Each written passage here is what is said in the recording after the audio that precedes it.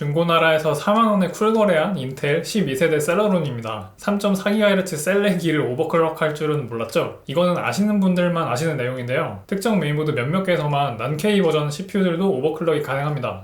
안녕하세요, 민티저입니다. K버전도 아닌데 심지어 셀러론인데 이거를 오버클럭하는 게 말이 되나 싶은 분들도 계실 것 같아요. 오늘 가져온 CPU는 셀러론 G6900인데요. 아시겠지만 이 셀레기 놈은 2코어 2스레드라서 인텔 CPU 제품군 중에서 최하위 성능을 자랑합니다. 기본 클럭이 3.4GHz인데 부스트 클럭은 아예 없어요. 그러니까 최대 3.4GHz가 끝이라는 거죠. 솔직히 아무리 셀러론이지만 최신 CPU가 최대 3.4GHz는 좀 너무한 것 같기도 하죠. 근데 오버클럭 하니까 어디까지 갔을까요? 대략 4.8GHz까지 올라갔습니다. 사실 공식적으로 인텔에서는 K버전이 아닌 프로세서들에 대해서 오버클럭을 하지 말아라 라는 스탠스거든요. 당연히 그럴 수밖에 없는 게 라인업이 팀킬 되면 안 되잖아요. 제가 인텔이라도 당연히 그럴 것 같아요. 그래서 이렇게 non-K 프로세서를 오버클럭을 하면은 보증을 못 받는다고 합니다. 제가 사용한 이 셀러론은 이제 보증이 날아갔다고 봐야겠죠. 그래서 오버클럭해서 성능이 얼마나 올라갔냐면요, 시네벤치 릴리즈 23 기준으로 싱글코어는 기본이 1278점이었는데 1812점이 됐고요. 그리고 멀티코어는 2425점에서 3495점이 됐습니다. 처음 봤을 때는 이거 진짜 이 점수가 맞나 싶었어요. 참고로 이거 셀러론 기본 쿨러로 오버클럭 한 거고요. 별도로 다른 사제이 쿨러가 아니에요. 특히 싱글코어 성능만 보면은 이거는 뭐 i5나 i7이랑도 얼추 비슷하거나 더 높아요. 다른 벤치마크 점수들을 봐도 차이가 있다는 게 확실하게 느껴집니다.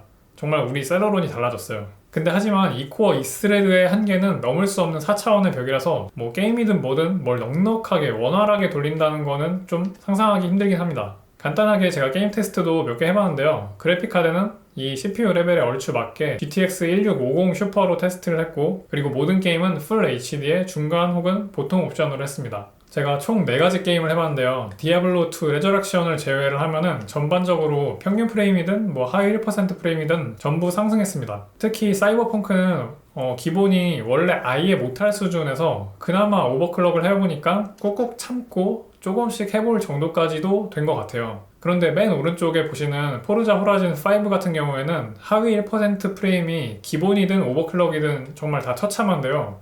이 게임은 사실 셀러론을 지원을 안 한다고 뜨더라고요, 처음부터 이렇게. 여기서 제가 그냥 무시 버튼 누르고 테스트 해본 건데 하는 내내 기본이랑 오버한 거 둘 다 스터터링이 너무 심해가지고 실제 플레이를 하기는 좀 힘들어 보였습니다. 뭐 아무튼 벤치마크나 게임이나 전체적으로 성능이 많이 올랐어요. 근데 그러면은 어떻게 셀러론을 오버클럭 할 수 있었는지를 지금부터 말씀드릴게요. 이미 하드웨어 커뮤니티에는 많이 알려진 내용이기는 해요. 이게 에이수스나 MSI나 뭐 기가바이트 같은 보드들의 특정 메인보드의 특정 버전의 바이오스에서만 non-K 버전 CPU도 오버클럭을 할 수가 있는데요. 여기에 있는 목록들을 보시면은 전부 다 Z690 칩셋 보드들만 있는 데다가 그나마도 에이수스는 막시무스 같은 초고가 보드들이고, 기가바이트도 타키온에다가, 그리고 에즈락이나 에브가도 비슷하죠. 근데 중간에 잘 보면은 B660 칩셋을 사용하는 에이수스 보드 두 종이 있어요. 여기서 저는 스트릭스 B660F 메인보드를 샀고요. 가격은 대략 한 30만원 정도 했습니다. 근데 뭐 사실 이것도 가성비랑은 완전 거리가 멀어도 한참 멀긴 하죠. 심지어 DDR5 메모리를 써야 돼서 정말 가성비는 챙기기 어렵게 됩니다. 지금까지 보셨으면 이제 느끼실 텐데요. 셀러론 오버클럭은 실사용을 하려고 산다기보다는 저처럼 리뷰용으로 혹은 뭐 재미로 가지고 놀기 위해서 하는 거예요. 실사용을 하려면은 그냥 싼 B660 보드에다가 i5 12400 사는 게 진짜 10배는 더 가성비가 좋은 구성입니다. 그래서 이런 셀러론 오버클럭을 아무도 안 하는 거예요. 저 같은 사람 빼고요. 그런데 만약에 i5 12500을 오버클럭 한다면 어떻게 될까요? 이거는 좀 얘기가 다를 수 있지 않을까요? 제가 12500을 사놓기는 했는데 아직 시간이 없어서 뜯지도 못했어요. 그래서 이거는 시간 되는 대로 별도의 영상으로 만들어서 올리려고 합니다. 그럼 지금부터는 이 non-K 오버클럭을 어떻게 하는지 알려드릴게요. 시작 전에 다시 말씀드리지만 이거는 인텔에서 절대로 하지 말라고 얘기를 한 거고요. 하면은 워런티 날라간다고 얘기한 거예요. 저도 추천을 드리는 게 절대 아니고 그냥 가지고 놀다가 망가지면은 새로 사실 생각까지도 있는 분들이나 해보시면 좋을 것 같아요.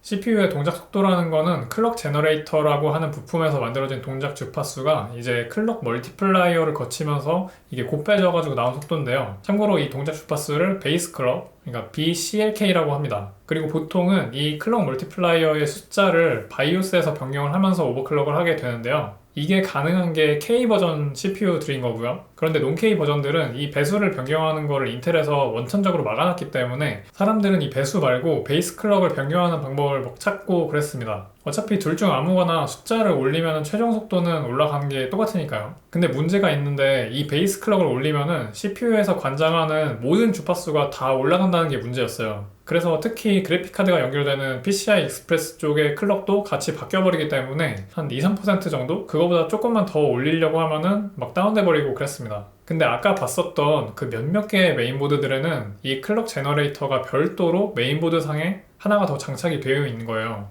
그래서 CPU 베이스 클럭이랑 PCI 익스프레스 클럭이랑 이제 별도로 들어가게 한다는 거죠. 그래서 CPU 쪽 베이스 클럭을 올려도 문제가 없게 됐습니다. 제가 구매한 ASUS 스트릭스 B660F 보드에서는요, 바이오스 오버클럭 메뉴에 있는 BCLK 이 항목이 원래 100으로 고정되어 있는데요. 이번에 셀러론을 오버클럭 하면서 140으로 변경을 했어요. 이거를 바꾸니까 원래 3.4GHz였던 동작 주파수가 이제 4.8GHz 정도로 거의 뭐 한 1.4GHz가 올라간 거죠. 진짜 오버클럭 마진이 정말 말도 안 되는 수준인 것 같긴 합니다. 여기에 제가 전압도 고정으로 1.2V 넣어줬고요. 그리고 제가 전압을 1.2가 아니라 1.4V 이상 주면서 베이스 클럭을 150 넘게 올려보기도 했는데 이게 실제로 먹기는 먹었어요. 근데 발열이 진짜 미친듯이 올라가가지고 기본 쿨러로는 절대 감당 안 되는 수준까지 가더라고요. 그래서 고작 200~300MHz 정도 올리려고 그렇게 발열을 내느니 그냥 이 정도로 만족하자 싶어서 베이스 클럭은 그냥 140까지만 올려봤습니다. 이 상태에서는 시네벤치를 몇 번을 돌리든 아니면은 프라임을 계속 돌리든 CPU 온도는 기쿨로 최대 한 70도? 이 정도로만 계속 쭉 유지가 되더라고요. 그래서 안정적인 동작은 대략 한 이 정도가 될 것 같습니다. 그러면 이거 만든다고 총 얼마 정도가 들었을까요? 아까 말씀드린 것처럼 가성비는 절대 아니에요.